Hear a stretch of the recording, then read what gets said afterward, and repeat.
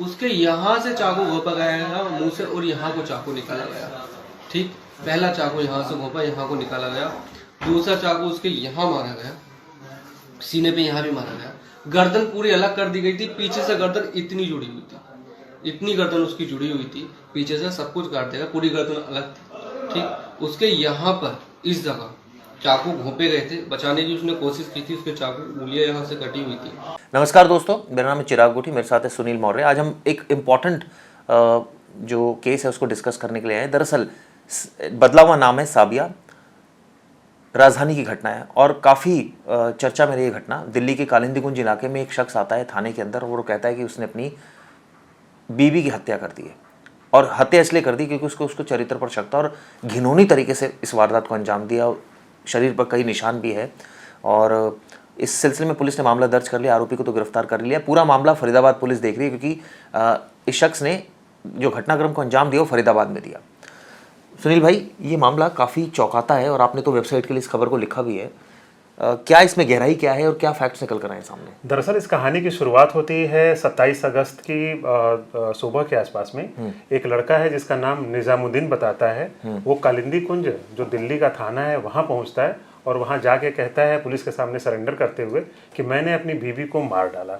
Police सवाल उससे करती है कि क्यों मारा, क्या वजह है। वो बताता है कि मुझे उसके चरित्र पर शक था, इसलिए मैं सूरज कुंड जो फरीदाबाद में आता है, तो सूरज कुंड पाली रोड है, वहाँ रोड से तकरीबन 10 से 15 फीट के अंदर में, जहाँ पे काफ़ी झाड़ियाँ हैं, जंगल टाइप का एरिया है, बताता है कि मैंने वहाँ पे अपनी बीवी को मार करके वहाँ पे फेंक दिया है, एक तरीके से दफन कर दिया है। पुलिस वहाँ पे जाती है, फरीदाबाद को सूचना देती है, फरीदाबाद पुलिस को, तो वहाँ पे वाकई डेड बॉडी मिलती है। जब पुलिस लेकिन जब डेड बॉडी को देखती है तो बिल्कुल मतलब पुलिस इतने सारे केसेस देखती है लेकिन इस केस को देख के वो भी चौंक जाती है कि क्या कोई इतने मतलब दरिंदगी से किसी की हत्या कर सकता है, इतने बुरी तरीके से उसकी हत्या की जाती है। और हालांकि उसकी डेड बॉडी वगैरह को तो हम नहीं दिखा सकते, लेकिन उसके एक चचेरे भाई जो लड़की होती है, लड़की का नाम यहाँ पे हम लोग साबिया रख रहे हैं क्योंकि काफ़ी सोशल मीडिया पे भी लोग कह रहे हैं जस्टिस फॉर साबिया, हालांकि उसका असली नाम साबिया नहीं है। और कुछ हम ज़रूरी जानकारी और सुप्रीम कोर्ट की गाइडलाइन के अकॉर्डिंग हम बता भी नहीं सकते, नाम नहीं बता सकते, तो चेहरा बता सकते आपको। लेकिन वाकई अब जैसा उसके चचेरे भाई ने कहा है, उसका एक वीडियो है वो हम जरूर दिखाएंगे अपने दर्शकों को। वो बोला है कि एक चाकू जो पहला आपको हम बताना चाहेंगे, चिराग भाई बताता है कि चाकू उसके मुंह में ऐसे हमला किया है, जो चाकू यहाँ गर्दन तक यहाँ तक उसके पार कर गई है। फिर वो लड़की चूँकि सिविल डिफेंस में रह चुकी है तो लड़की विरोध करती है कि उसको जो भी मारता है उसको हाथ ऐसे करती है तो उसके हाथ पे चाकू मारता है, यहाँ पूरी उंगलियाँ उसकी कट जाती हैं। और ये भी दावा किया गया है, जैसा उसका भाई एक कजन दावा करता है, कि उसके ब्रेस्ट काट लिए जाते हैं लड़की के, उसके प्राइवेट पार्ट पे बहुत ही ज़्यादा गहरा घाव दिया गया है, बहुत पिटाई की गई है, चेहरे पे मारा गया है। मतलब एक तरीके से आप एक जो जैसा हम निर्भया केस जैसा हम सुनते हैं कि बहुत दरिंदगी हुई थी, तो कहीं ना कहीं ये भी दरिंदगी वैसी ही है। लेकिन अब कितने लोगों ने इसको अंजाम दिया, क्या है, अभी बहुत सारी चीज़ें इसमें फैक्ट्स बाकी हैं जिसके बारे में पुलिस तफ्तीश कर रही है। इसमें जो ये मुझे याद है कि ये काफ़ी सोशल मीडिया पर भी काफ़ी वायरल भी है, प्लस काफ़ी ट्रेंडिंग में भी है खबर। जस्टिस फॉर साबिया भी चल रहा है और हम भी चाहते हैं आप लोग इस मुहिम के साथ जुड़े और बच्ची को इंसाफ मिलना चाहिए, लड़की को इनफैक्ट जो ये घटना हुई है।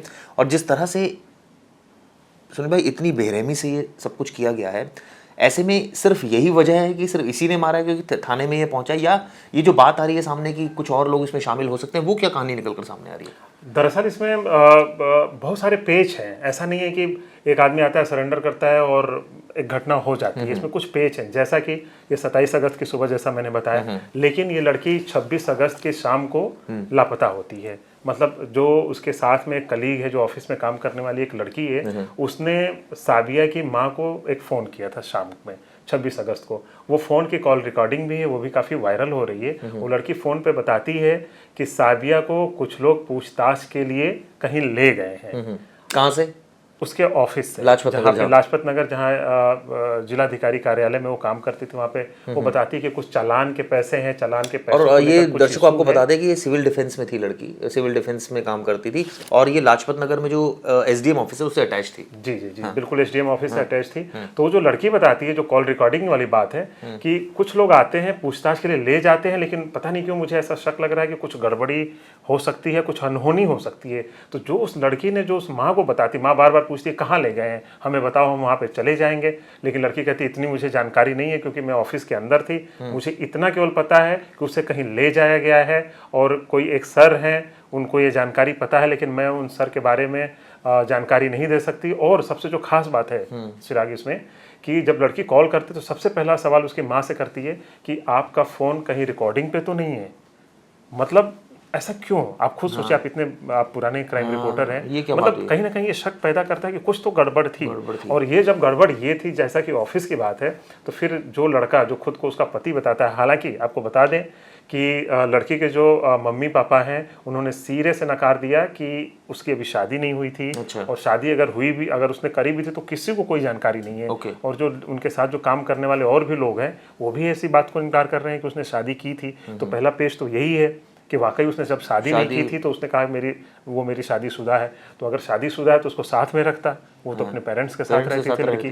तो ये भी एक सवाल है। दूसरा ये है कि जैसा कि दावा किया जा रहा है कि तो ये भी तो हो सकता है कि वो वन साइडेड अफेयर हो और इस चक्कर में उसको ये चरित्र पर शक हो और उसने इस घिनौनी वारदात को अंजाम दे दिया। बिल्कुल, ये भी हो सकता है, ये बिल्कुल जांच का विषय है। क्योंकि ऐसा भी हो सकता है कि वो अपनी तरफ से उसको पत्नी मानता हो, ये भी ठीक है, और समाज को ना बताया हो, ये भी एक हो सकता है। देखिए बहुत सारी वजहें हैं, लेकिन जो सबसे बड़ी वजह है कि एक लड़की 27 तारीख को डेड बॉडी मिलती है और 26 तारीख को जब शाम को कहती है कि कुछ हो सकता है, कुछ गड़बड़ी है। तो आखिर ऐसी क्या गड़बड़ी थी, वो अभी तक कहीं भी जांच में या पुलिस के द्वारा वो अभी तक बात सामने नहीं आ पाई। और कहीं ना कहीं यही वजह है, वही वो जो वायरल ऑडियो है उसकी वजह से लोग सड़कों पे उतर रहे हैं, कैंडल मार्च कर रहे हैं और ये कह रहे हैं कि नहीं, जस्टिस फॉर साबिया, साबिया के लिए हमें इंसाफ चाहिए। तो ये जो परिवार जो है ये दिल्ली में ही रहता है, ये जो लड़की का परिवार है जी, ठीक है। तो ये आपने देखा दोस्तों किस तरह से ये घटना जो है वो लगातार पिछले काफ़ी दिनों से ट्रेंडिंग है, सोशल मीडिया पर भी चल रही है, जस्टिस फॉर साबिया। और हम लोग भी आपसे चाहते थे इस खबर को सुनाना, इसलिए हम लोग दोनों साथ में आए और हमने ये खबर को सुनाया। सुनील भाई ने खबर लिखी है वेबसाइट बिल्कुल। के लिए। कई लोग हमारे क्राइम तक पे कमेंट करके, ईमेल भेज के कह रहे थे कि आप लोग खबर नहीं चला रहे। आपको बता दें कि ये खबर हम लोग 2 दिन पहले ही खबर चला चुके हैं और इस पे कर रहे हैं, हमारे यूट्यूब के लिए भी कर रहे हैं, वो वेबसाइट के लिए भी कर रहे हैं।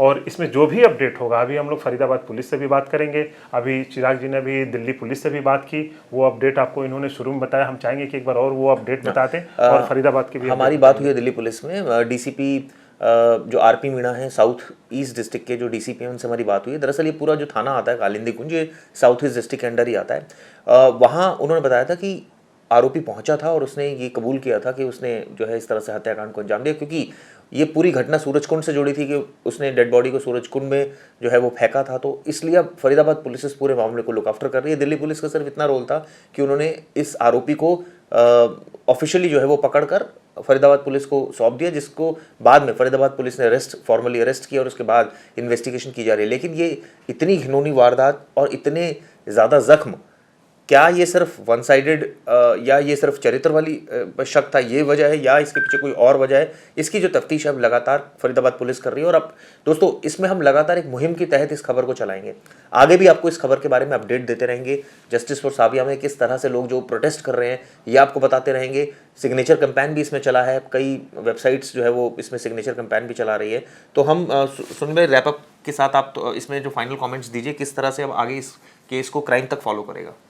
और इसमें आपको बता दें कि जो फरीदाबाद पुलिस है उन्होंने इन्वेस्टिगेशन अभी तक कहां तक की है, और ये भी बता दें कि जो निजामुद्दीन जिस लड़के पे मर्डर का भी आरोप है, जिसे गिरफ्तारी की गई है, उसके बारे में ये भी पता चला है कि वो साबिया को पहले से जानता था और इवन उसकी नौकरी लगाने में काफ़ी मदद की थी। तो कहीं ना कहीं ऐसा भी हो सकता है कि मदद की थी, तो कई लोग ऐसा सोचते हैं कि भाई उसके लिए सब कुछ मैं ही हूँ। तो ये भी एक वजह, या ये भी हो सकता है कि किसी और ने मारा और निजामुद्दीन पे इतना प्रेशर डाला कि तुम जाके सरेंडर कर दो।